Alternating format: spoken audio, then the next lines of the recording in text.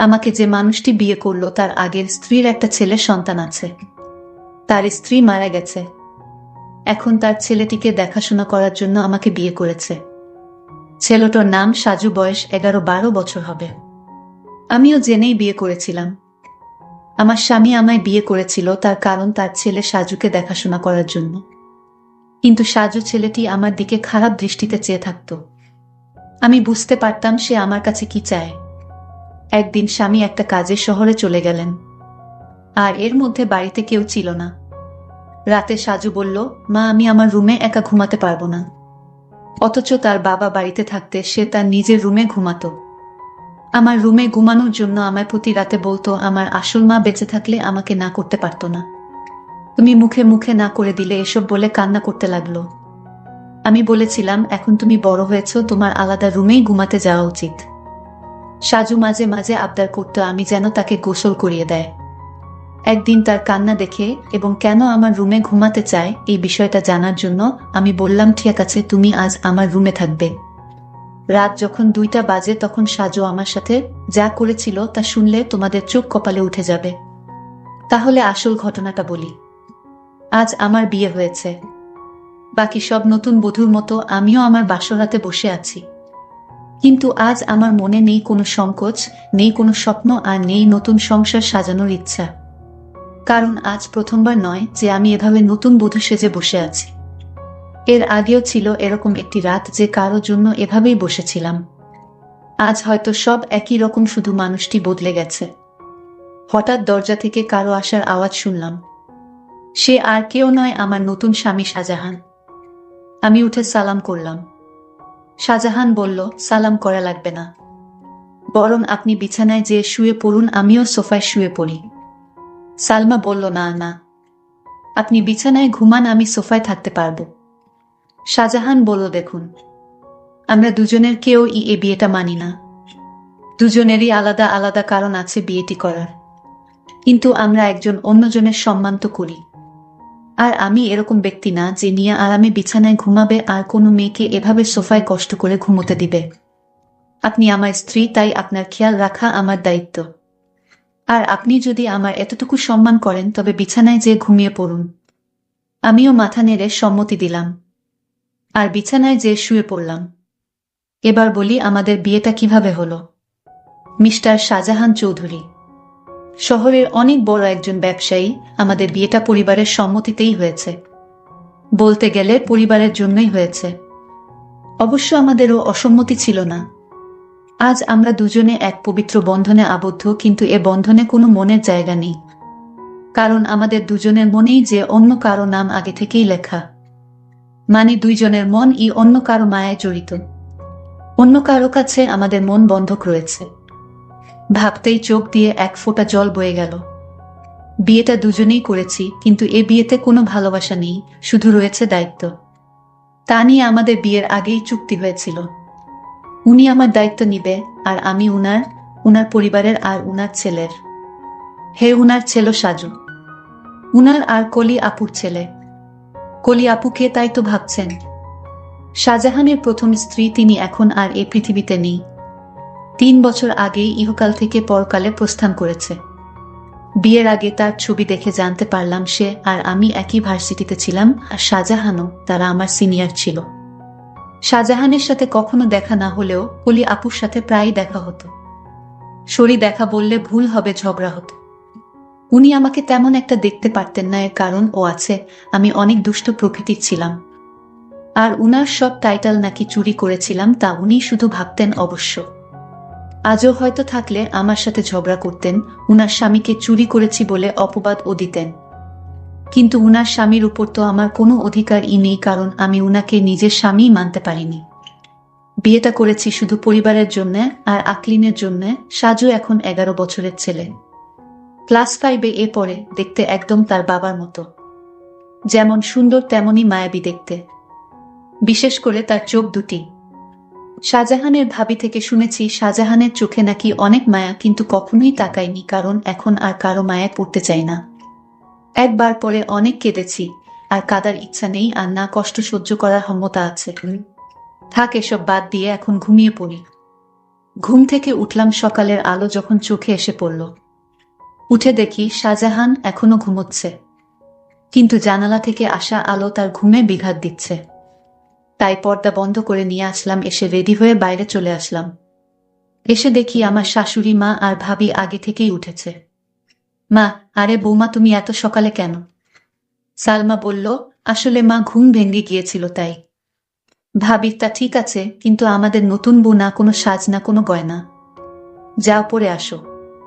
ভাবি, আসলে আমার সাজা পছন্দ না। ভাবি বলল, জানি, তাই তো গতকাল নিজের বিয়েতেও সাজনি। মা বলল, বিয়েটা কি তেমন ভাবে হয়েছে নাকি তোর দেবরের জন্য কিছুই করতে পারলাম না? ভাবি বলল, থাক মা, বাদ দেন। মা, আর আমাদের নতুন বউ তো এমনিতেই চাঁদের টুকরা, ওর সাজা গুজা লাগবে না। ভাবিস, আমি বুঝি সুন্দর না? মুখ গোমরা করে মা বলল, তুইও খুবই সুন্দর। কিন্তু মা জানো, আমি ছেলে হলে ঠিকই আমার দুই ভাবির প্রেমে পড়তাম। পিছন থেকে এসে মাকে এসে বলল, ভাবি বলতো ছোট ভাবির প্রেমে পড়তি। অবশ্য আমিও পড়তাম, আমার জালটা এতই সুন্দর। সবাই হাসাহাসি করতিসে। সালমা বলল, মা আমি আপনাদের জন্য চা বানিয়ে আনি। মা বলল, আরে না, তুই বস, আমরা সব করব।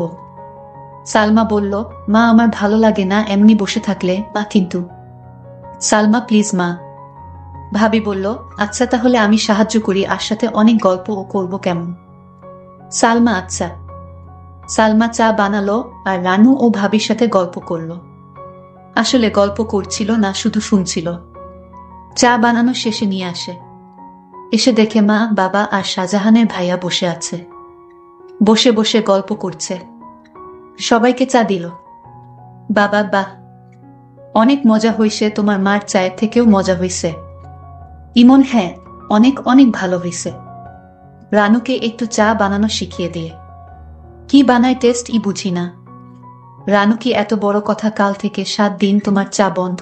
ইমন, নানা, আমি তো দুষ্টুমি করে বলছি। তুমি তো জানো আমি চা ছাড়া থাকতে পারি না। এভাবে সবাই চা খেয়ে নিলাম।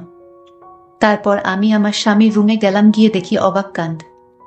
শাহজাহানের ছেলে, অর্থাৎ আমার স্বামীর ছেলে তো আমারই ছেলে, সে তো বড় দুষ্টু হয়ে গেছে অল্প বয়সে। মনে হয় পেকে গেছে।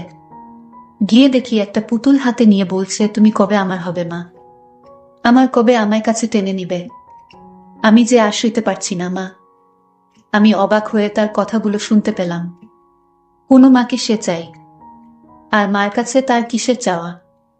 আর তার মা তো বেঁচে নেই। তাহলে আমাকে নিয়ে কিছু বলছে নাকি? এত ছোট ছেলে এই বয়সেই পেকে গেছে। কি বলছে কিছুই বুঝতে পারছি না। কিছুদিন পর আমার স্বামী ব্যবসার কাছে বাহিরে গেলেন কিছুদিনের জন্য। সাজু ছেলেটি আমার দিকে সবসময় এক অদ্ভুত দৃষ্টিতে তাকিয়ে থাকে। মনে হয় তার চোখের ভিতর হাজারো পিপাসা। আমি হঠাৎ জিজ্ঞেস করলাম, এই সাজু, তুমি এভাবে আমার দিকে তাকিয়ে কি দেখছো? আমি আপনার চেহারাটা দেখছি, আপনার চেহারায় এতটাই মায়া যে আপনার চেহারায় আমি একটা অদ্ভুত জিনিস দেখতে পাই। আমি তো তার কথা শুনে অবাক, এতটুকু বাচ্চা ছেলে এসব কি বলে? হঠাৎ আমাকে জিজ্ঞেস করে ফেলল, আচ্ছা মা, তুমি বাবাকে কেন বিয়ে করলে? আমি বললাম, দেখো তুমি ছোট মানুষ, আর তাই তোমাকে দেখাশোনার জন্য তোমার বাবা আমাকে বিয়ে করেছে। সাজু ইদানিং দেখছি আমার দিকে অদ্ভুত দৃষ্টিতে তাকিয়ে থাকে। আমি যেখানে যাই সেখানে আমাকে ফলো করে। আমি গোসল করতে গেলাম।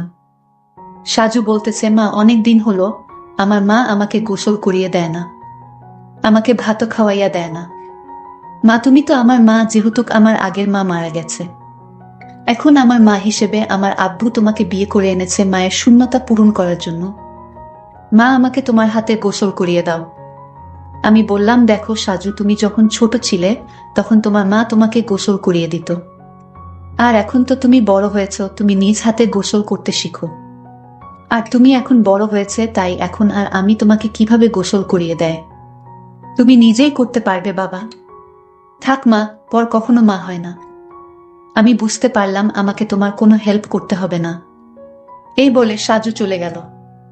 আমি চিন্তা করলাম, আমার কি কোথাও ভুল হয়েছে? আমি তো এখন তার মা, আর তাই মা হিসেবে আমার কর্তব্য পালন করা উচিত ছিল। কিন্তু সাজু তো তার বাবা বাড়িতে থাকাকালীন আমার হাতে গোসল করতে চাইতো না। আজ বাড়িতে তার বাবা নেই। আসলে কারণটা কি? বিষয়টা আমি কিছুই বুঝতে পারছি না। এসব ভাবতে ভাবতে রাতের রান্না শেষ করে আমার রুমে গিয়ে সাজুকে ডাক দিলাম। গিয়ে দেখি আমার একটা ছবি হাতে নিয়ে ছবিটির সাথে কি যেন বলছে, আর ছবিটির সাথে এক অদ্ভুত আচরণ করছে, আর বলছে আমার মনের আশাটুকু কবে পূরণ হবে মা। সাজু চোখের পানি ছেড়ে কান্না করছে আর বলছে। আমি ডাক দিলাম, সাজু তুমি কান্না করতেছো কেন, তোমার কি হয়েছে? কিছু হয়নি মা, আমি আসছি, তুমি যাও। আমি এক গভীর চিন্তায় পড়ে গেলাম। সাজু আমার কাছে কি চায়? তার দৃষ্টিভঙ্গি আমার কাছে স্বাভাবিক মনে হচ্ছে না। সাজু খেতে বসলো আর তার মাকে বলতে লাগলো, মা আজ রাত আমি তোমার রুমে ঘুমাবো। আমার ওই রুমে একা একা ঘুমাতে ভয় লাগে। আমি বললাম, সাজু তুমি এখন বড় হয়েছ, তোমার ভয় পাবার কথা না, তুমি তোমার রুমে ঘুমাও, কিছু হবে না। সাজু আমার কথার জবাবে বলল, আরে মা, আমার আসল মা যদি বেঁচে থাকতো তাহলে এভাবে মুখে মুখে না করতে পারতো না। আমার সব ইচ্ছা আমার মা পূরণ করত। আচ্ছা সাজু, তোমার কাছে একটা প্রশ্ন, তোমার আব্বু যখন বাড়িতে ছিল তখন তুমি তো তোমার এসব আবদারের কথা বলতে না। এখন তোমার আব্বা বাড়িতে নেই আর এখন তোমার অনেক আবদারের কথা বলছো কেন বাবা? মা তুমি আমার কষ্ট বুঝবে না? আমি তো কিছুই বুঝি না, সব তুমিই বুঝো। এসব কথা বাদ দিয়ে এখন ঘুমাতে যাও, রাত অনেক হয়েছে। সাজু চোখের পানি ছেড়ে তার রুমে চলে গেলেন, আর আমি শুয়ে শুয়ে সাজুর আবদারের কথা ভাবতে লাগলাম।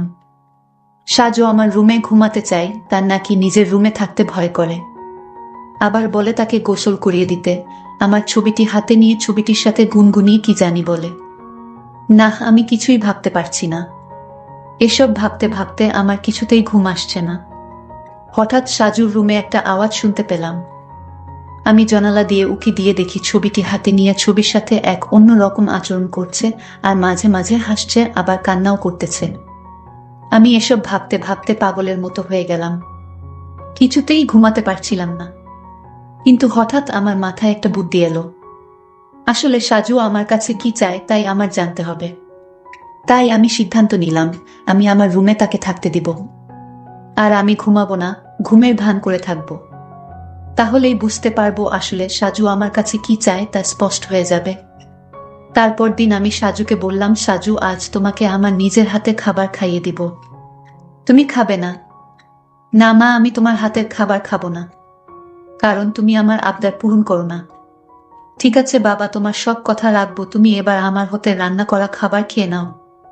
সত্যি বলছো মা? হুম সত্যি, 3 সত্যি। এবার সাজু খুশি হয়ে সে আমার হাতের খাবার খেলো। ঠিক আছে বাবা, তাহলে তোমার আজকে তোমার রুমে থাকতে হবে না, তুমি আমার রুমে ঘুমাবে, কারণ আমি এখন বুঝতে পারছি ওই বড় রুমে থাকতে তোমার ভয় লাগে, তাই না? উম্মা, তাহলে তুমি আমার কষ্টটুকু বুঝতে পেরেছো না? তারপর সাজুর বাবার ফোন আসলো, সে ফোনে জানিয়ে দিল আমার আসতে আরো 2-4 দিন দেরি হবে, তুমি ছেলের প্রতি খেয়াল রেখো।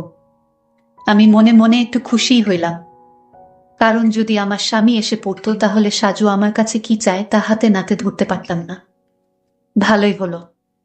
তারপর রাতের খাবার খেয়ে সাজুকে ডাক দিলাম, সাজু তুমি আমার রুমে আসো, আজ তুমি আমার রুমে ঘুমাবে। শুধু আজ নয়, যতদিন তোমার বাবা আসবে না, ঠিক ততদিন পর্যন্ত, বুঝলে? লক্ষ্য করলাম সাজু অনেক খুশি হয়েছে। তারপর রাতে ডিনার করে আমি ঘুমের ভান করে শুয়ে রইলাম। এইদিকে সাজুও শুয়ে পড়ল। রাত যখন 3টা বাজে তখন দেখি সাজু ধীরে ধীরে বিছানা থেকে উঠে পড়ল। তারপর হাত দিয়ে সিউর হলো আমি ঘুমাইছি কিনা।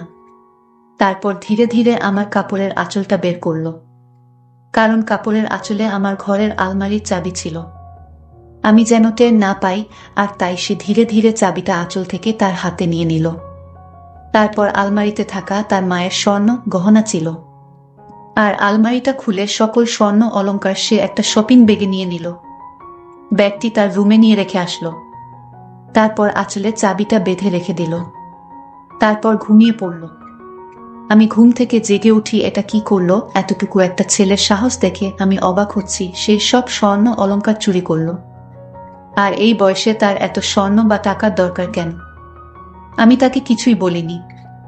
সকালে উঠে সাজু বলল, মা তাড়াতাড়ি খাবার দাও, আজ একটু জলদি স্কুলে যেতে হবে। ঠিক আছে, আমি নাস্তা দিচ্ছি, নাও খেয়ে স্কুলে যাও। সে তাড়াহুড়া করে খাবার খেয়ে ব্যাগটি নিয়ে ঘর থেকে বের হতেই আমিও তার পিছু নিলাম। তারপর দেখলাম একটা স্বর্ণের দোকানে গিয়ে স্বর্ণগুলো বিক্রি করে দিল। তারপর এই টাকাগুলো নিয়ে কবরের চারপাশ বেড়া দেওয়ার জন্য কিছু সরঞ্জাম কিনল, আর সেই সরঞ্জাম নিয়ে গেল তার আসল মায়ের কবরের পাশে। আর মায়ের কবরের চারপাশে বেড়া দিয়ে কবরটাকে সুন্দর করে তুলল, যেন গুরু ছাগল যেতে না পারে। আমি সাজুর এই দৃশ্য দেখে অবাক হয়ে গেলাম। এতটুকুন একটা ছেলে মায়ের প্রতি কি ভালোবাসাই না দেখালো, কিন্তু চুরি করে কেন করলো? পরে আমি সাজুকে বললাম, বাবা, আমি তোমার সব কার্যকলাপ দেখেছি, তুমি চুরি করলে কেন? মা, তুমি জানো এই গহন আমার মায়ের টাকা দিয়ে কিনা। আমার বাবা আমার মাকে অনেক কষ্ট দিয়েছে, আর তাই আমি আমার মায়ের সম্পদ বিক্রি করে মাকে দিয়ে আসলাম। ভালো করিনি মা। বাহ সাজু, তোমার মতো সন্তান যদি প্রতিটি ঘরে ঘরে থাকতো তাহলে পৃথিবীটা অনেক সুন্দর হয়ে যেত। মায়ের প্রতি এমন ভালোবাসা দেখে আমি মুগ্ধ হলাম। সকল দর্শকদের উদ্দেশ্য করে বলতে চাই, যাদের মা বেঁচে আছে তাদের খেয়াল রেখো, তাহলে দুনিয়া আখিরাতে শান্তি পাবে, সফল হবে। বন্ধুরা, আজকের গল্পটি কেমন লাগলো তা কমেন্ট করে জানাবে। আর তোমরা কোন ধরনের গল্প পছন্দ করো তাও কমেন্ট করে জানাবে। সকলে ভালো থাকবেন, দেখা হবে নতুন কোনো ভিডিওতে। ধন্যবাদ।